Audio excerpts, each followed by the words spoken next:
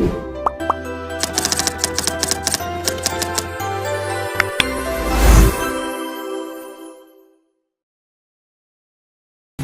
warahmatullahi wabarakatuh.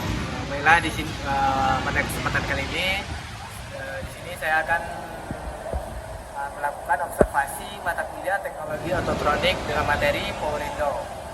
Di sini saya sudah bersama narasumber dengan bernama Bang Alfi. Di sini kan Bang, di Power Window tuh ada kayak misalnya macet gitu Bang. Ya. Itu tuh biasanya apa yang menyebabkan Power Window tuh macet Bang? Penyebab Power Window macet ya. Jadi perlu diketahui ada beberapa komponen ya di dalam Power Window. Yang pertama yaitu switch saklar untuk naik turunnya Power Window. Yang kedua yaitu ada rel. Di rel itu nanti berhubungan dengan motor, ada motor nanti itu dinamo di Power Window. Nah itu motor yang bekerja nanti yang naik turunkan kaca. Nanti dibantu dengan rel dan pel baja itu kan. Jadi kalau misalnya macet itu ada beberapa faktor. Cara mendiagnosanya itu yang pertama kita tes di switch pertama, switch Power Window-nya. Apakah ada arus atau tidak di switch Power Window-nya. Nah, ketika ada arus tapi switch-nya kaca tidak mau turun, misalnya ditekan ada arus ini. Itu secara langsung Kita ukur nanti itu ada arus dan tegangan, ada nggak tegangan atau arusnya. Kalau misalnya ada kaca tidak mau turun, berarti ada trouble dalam switch-nya itu. Nah yang kedua, misalnya ada dampak waktu itu bunyi tek nya kan? dia naik turun aja berarti dari motornya atau dari motornya. Itu bisa jadi kemungkinan dari pelnya yang putus atau putaran motornya yang mulai lemah. Kalau kan itu macet tuh Bang, apa ada gitu cara mau perbaiki atau dia diganti baru gitu Bang? Beberapa part atau komponen ada yang bisa diperbaiki dan ada yang diganti baru. Seperti motor switch gitu kan, switch Power Window-nya gitu kan. Manakala ada nanti bagian di dalamnya ada yang korsleting gitu, hangus gitu. Itu otomatis diganti baru. Kalau misalnya dalam keadaan kotor saja, dia cukup membersihkan saja. Beda halnya dengan motor atau pelnya putus, itu memang harus 100% harus diganti. Harus 100%. Identifikasi komponen sensor yaitu Power Window. Di sini saya akan melanjutkan materi dari wawancara yang sudah saya buat di video sebelumnya. Adalah mobilnya kali ini ada Daihatsu Ayla. Nah, di sini terdapat Power Window. Power Window di Ayla ini terletak di dalam, namun di sini karena tidak dibuka posisi Power Window itu di sini.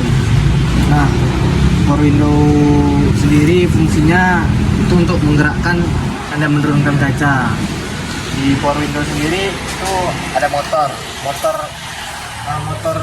inilah yang menggerakkan dan naik turunnya dari kaca mobil ini. Nah, komponen pendukung lain dari Power Window ini selain motor itu ada switch. Nah, switch inilah yang akan untuk menaik turunkan Power Window kiri ataupun kanan ataupun menurunkan sekaligus semuanya. Nah, masalah-masalah di Power Window sendiri kurang lebih itu cukup sederhana ya. Yang pertama itu Power Window ini macet, tidak diturunkan. Nah itu kemungkinan motornya yang kena. Nah yang kedua itu kemungkinan kedua kaca ini nggak turun. Itu sudah pasti motornya yang rusak. Karena motor Power Window ini tujuannya kan untuk menaik turunkan. Jika kaca ini tidak turun, bisa dipastikan motornya rusak dan harus diganti baru. Mungkin itu saja yang bisa saya dapat sampaikan mengenai Power Window yang ada di dalam cover ini yang tidak terbuka ini. soalnya di ujung motornya itu pakai adapter yang menyangkut dari motor ke steeringnya. Kalau dia ada sistem pakai karet atau penghubung biasanya, kalau karetnya itu putus atau apa itu karetnya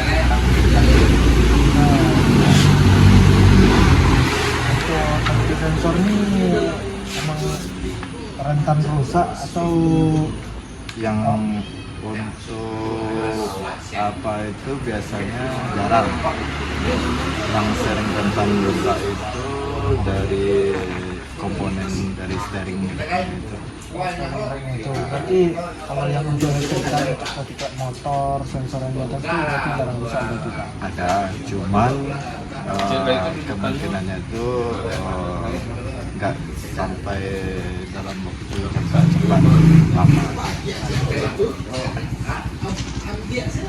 Dia masih buka kok dia. Jadi ini tuh kan pernah main juga Pak. Jadi yang di apa tuh kan kayak ada dia kecil gitu ya Pak.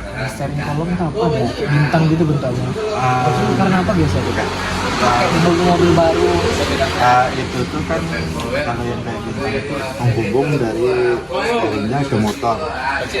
Kalau yang bintang itu kan sering penghubungnya karet. Kalau karetnya itu putus apa itu jadi penghubung dari motor ke steeringnya nggak connect. Karena karet itu tadi tuh bisa jadi nggak connect. Nah, pada materi selanjutnya itu ada electric power steering. Nah, pada mobil kali ini ada mobil Ayla. Nah, Hyundai Ayla ini sudah menggunakan electric power steering. Di mana di sini tidak ada di sini tidak ada lampu reservoir. Sudah dipastikan mobil ini menggunakan electric power steering. Nah, bisa kita lihat pada di ujung situ itu namanya power steeringnya. Nah, power steering yang di situ tuh akan terhubung, itu di situ namanya N-rack. N-rack ini untuk menghubungkan roda kiri dan roda kanan. Nah, dah bagian ke atas itu tuh terhubung ke setir. Nanti ada dia posisinya ke atas tuh terhubung ke setir.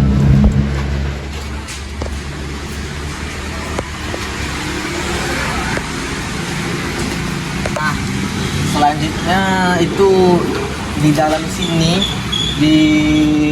terdapat modul dari EPS sendiri dan motornya. Nah, di setir ini ada namanya torque sensor. Torque sensor sendiri itu mendeteksi besarnya putaran. Nah, cara kerja dari electric power steering ini, ketika setir ini dibelokkan, sensor torque tadi akan memerintahkan ke ECU, dan ECU akan mengirimkan perintah ke modul dan modul akan menggerakkan dari di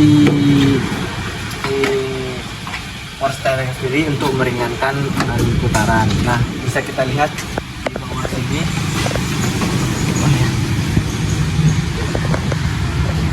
Nah,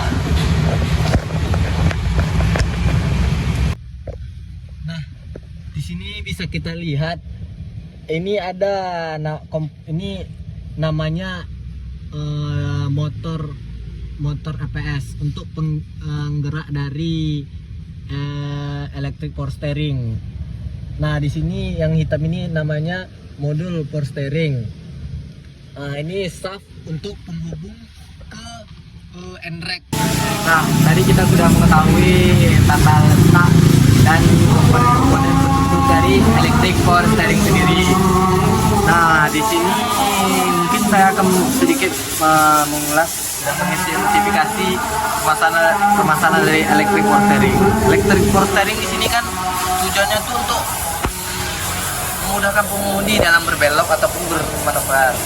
Nah, biasanya tuh electric power steering ini ada masalahnya tuh yang pertama itu kayak setir terasa berat ataupun setirnya ini ke kiri bisa, keringan ke kanan tidak bisa. Nah, masalah itu yang pertama mungkin di motor. motor yang tidak bisa bergerak lagi ataupun modul sendiri itu fungsinya akan untuk mengirim sinyal ke motor agar menggerakkan handbrake untuk berbelok. Nah di sini mungkin itu saja identifikasinya. Terus mungkin di video kali ini untuk materi EPS tidak ada pembongkaran karena di mobil ini juga sedang tidak ada kerusakan. Dan saya cuma melihatkan komponen dan cara kerja dari electric power steering. Itu saja yang dapat saya sampaikan. Sekian, terima kasih.